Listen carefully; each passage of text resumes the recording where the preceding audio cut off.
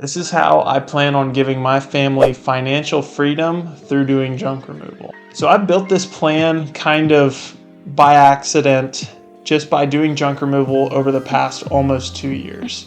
I have learned a lot of lessons in my time since starting, and while I may be relatively new to this, I've learned a lot from successes and failures, and so I've developed a plan. I have an idea of what I'm going to do. The time frame on some of this stuff is kind of a little bit fuzzy. I don't know 100%, when I'm going to be able to take these steps, but this is what my plan is. This plan does not even involve hiring on employees and really scaling the business. I think that a lot of people get so hung up on, well, once the business grows, that means I have to hire people and I have to get more trucks, more trailers, etc. But for me, I'm not really sure that that's necessary. And I think that with junk removal, it's pretty hard to justify getting a bunch more trucks and trailers. Sure, you'll be able to cover more jobs, but unless you're just booked absolutely out the wazoo, I don't think that it makes sense to cut your profit margins so much when you could do the jobs later and have way higher margins. In fact, I think that a lot of the time you should be able to push some jobs off into the future if you aren't able to get to them right now. That is a side tangent. What are my plans? What are the steps that I'm going to take in order to build this wealth? I don't know about generational wealth to the point where, I leave my kids rich, but at the very least, what most people are interested in is, how am I going to support my family? How am I going to live a comfortable life by doing junk removal? I truly believe that junk removal is a business where you can do that, and this is my plan for accomplishing that for myself and for my family. So the first step, and this is not as easy as it sounds, but that's having a higher net income with the work that I currently do. So there are a lot of different ways to increase your profit and decrease your expenses. Those are the two different ways to have more money at the end of the day. I focus a lot on decreasing my expenses because I think that there's only so much you can do for marketing, because there are a lot of bigger companies that have a really high share of the market. Now, obviously, I think doing as much as you possibly can is great, but I think that growth can't be necessarily forced. Like, there is a limit to how much money you can pump into Google Ads before you just start throwing money away. And that's where I was. And a huge step that I've taken recently in the past few months is completely stopping any and all paid ads altogether, particularly the ones on the internet.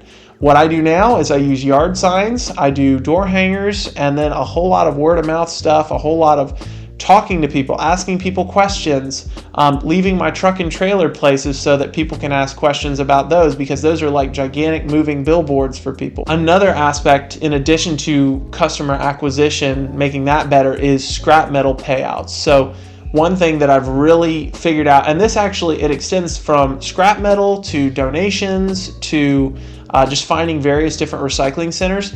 If you can find a way to make your expenses for offloading junk a lot better, and in the case of scrap metal, actually making money to offload your junk, you're going to do so much better. You will be way more cost effective. The amount of money that you're going to net per customer is going to be way higher. So for example, like the other day, and you guys may have seen the video, subscribe to the channel. Basically, we had an entire house full of donatable stuff. Before, I wouldn't have even tried the thrift store that I tried, but because I was willing to try it the other day, I saved myself probably 3 or 4 hours of driving to and from landfills, $40, $50 per load at the landfill, and instead I got to donate to an awesome cause, and I saved myself so much time and money. Didn't have to pay my brother for having to sit in the truck to go to the landfill for that long either. So it saved so much time and money, and those are just things that I'm frequently looking to figure out. I had a commenter tell me the other day, because I removed some tires, that I can actually take some of those used tires to tire shops and they'll charge me to dispose of those as well. So that's another really great method that I might be using in the future, because it'll save me on a lot of time and it might save me on a lot of money. So that's another thing that I'm looking for. Here's another one. Here's a really big one, and that is moving to a home or an apartment where I'm more centrally located. So this is all part of the bringing more money in kind of thing. And I'll show you how all this ties into my plan, what we're going to do with the money soon. But basically, my son has kidney issues, and we're going to need to be moving pretty soon in order to get across state lines so that our stupid insurance company will actually cover us. So we're paying all of his medical bills out of pocket, which is getting really ridiculous. Plus, the neighborhood that I moved into, it was supposed to not have an HOA, but unfortunately, there were a bunch of neighbors that were kind of nosy and that didn't want me to park my trailer in my driveway, and they found a city ordinance that was going to get me fined and have my stuff, I guess, taken away. My ability to do business in the city was going to be taken away if I did not move the trailer over to a paid parking spot. I got my other trailer into the backyard. That's one of the reasons why I built that fence in that other video that I had, but that's saving me some money. But it adds another 20 to 30 minutes to my day at the very least of driving, not to mention the time to hitch and unhitch my trailer over and over again when I would love to just park it on my property and leave it hitched up to my truck. And I'm also terrified of getting my trailer out of my backyard because I'm leaving horrible ruts in our grass and kind of in our neighbor's grass as well. So I really limit how much I do that. So I'm leaving probably hundreds of dollars worth of scrap metal every month on the table. Plus, I'm just really, really inconvenienced. If I can get to a home that's going to appreciate in value in a nice area, I want to buy the worst house in the nicest neighborhood so that will eventually go up. We've done a lot of renovations in our current house, but time seems like it's kind of running out on our house. And so I'm looking for a really good investment opportunity that's really centrally located so I can save money on gas, make extra money on scrap metal and proximity to landfills, et cetera, and proximity to customers. Right now, I'm across state lines from a lot of my customers, and so I'm having to drive at minimum 30 to 45 minutes for virtually every single customer. Usually it's about an hour, and I'm really, really sick of it. So hopefully I can get a new property that's going to help me with saving money and getting a whole lot more wealthy a whole lot more quickly. So the next step in my process of becoming wealthy through junk removal is making my money go further. So it's kind of a cliche, but there are a lot of things that you can do with the money that you do make from junk removal that can make $10 be more like $11, $12, $13, $14. And then over time, it just stacks and compounds and it makes money make money. One of the things that I have done recently that I wish that I'd done a long time ago was put my money that I make into a better high yield savings account. If you have your money in a high yield savings account, a money market account, a CD account, look and see what the rate is. I thought that my Regions Bank money market account making a little over, it may have been 1.5%, was not too bad. But then I looked around and I realized that Robinhood Gold actually has a 4.0 APY, and it actually starts you off, I think, for the first month or two on a 4.5 APY, which is really good compared to Regions rate. So I've left so much money on the table just by letting my money sit there.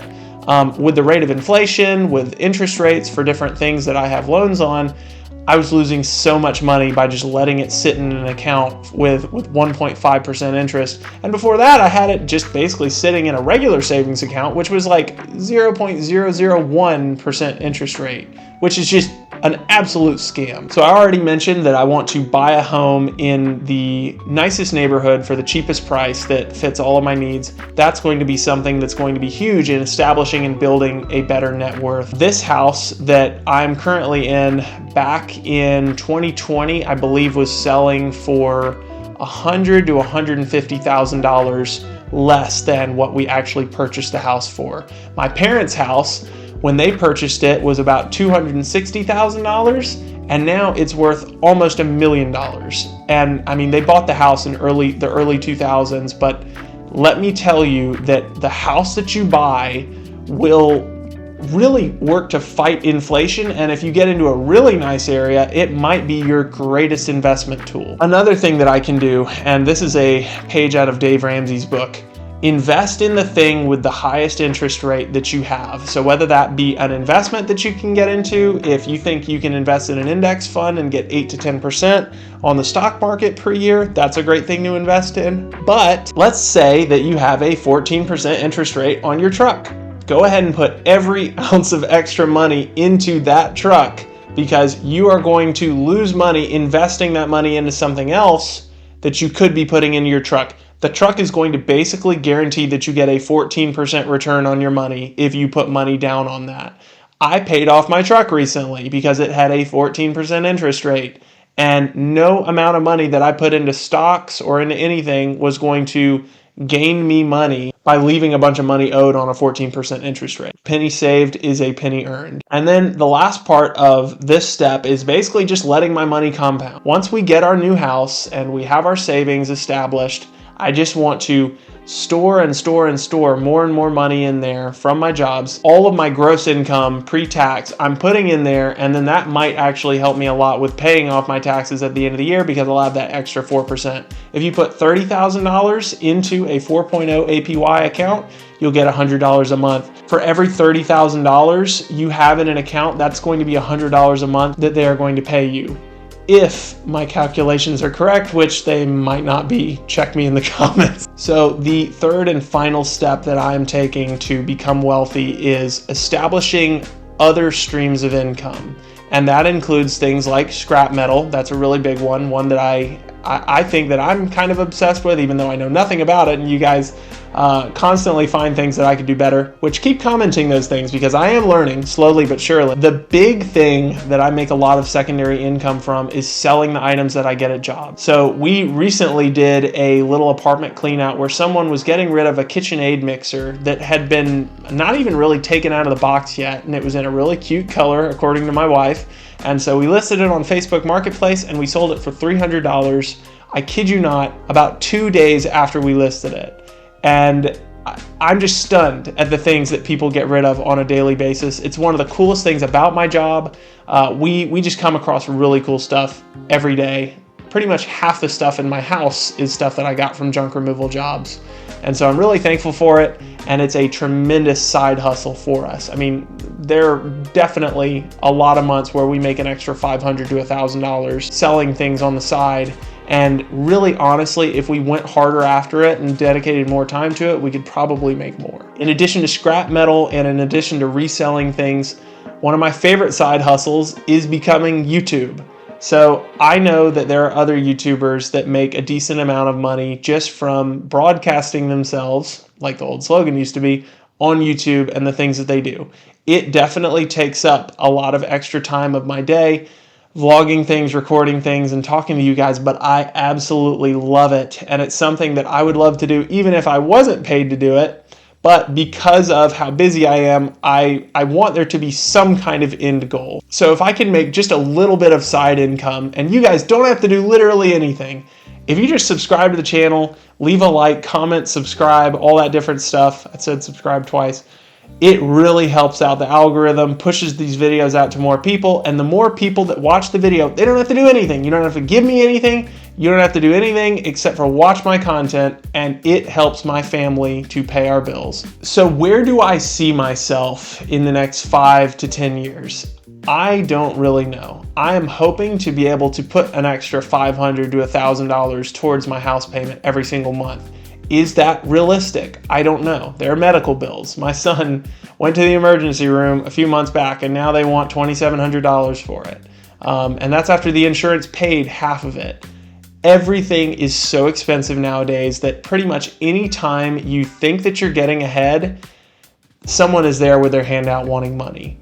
But God has been very good. We've continued to tithe and give 10% to the Lord, and that's something that the Bible says. It says to trust Him, that to test Him in that if you give to Him and you put your trust and faith in Him financially, that He's going to take care of you. And I truly believe that that's the case. And so that's what me and my family practice. We have done a really good job of setting ourselves up with a foundation to where I think we can make a lot of money and be wealthy, but it's going to take a lot of hard work. And for every really good day that I show on this channel, I have at least one really bad day. Like today I made $20 because someone canceled a job. I drove out to the job site and they were only willing to give me $20 for my gas and my time coming out because they didn't communicate with me properly. So there are good days, there are bad days. I'm hoping to use all these steps that I talked to you about today to build wealth. And if you subscribe to the channel, I'm going to take you along with me on this journey. And we're going to see if I'm able to set up my family with wealth. And really, I just want my bills to be paid. I just don't want to have to worry on a daily basis whether or not we're going to have enough to pay all of our bills and to be comfortable. You know, maybe put our kids through college one day. And just make sure that they aren't growing up worrying if their mom and dad are going to be able to put food on the table and put a roof over their head and support them. So anyway, guys, that's all I have for today's video. If you enjoyed it, please leave a like, comment, and subscribe. It means the world to me and it helps support my family. I will see you guys in the next video.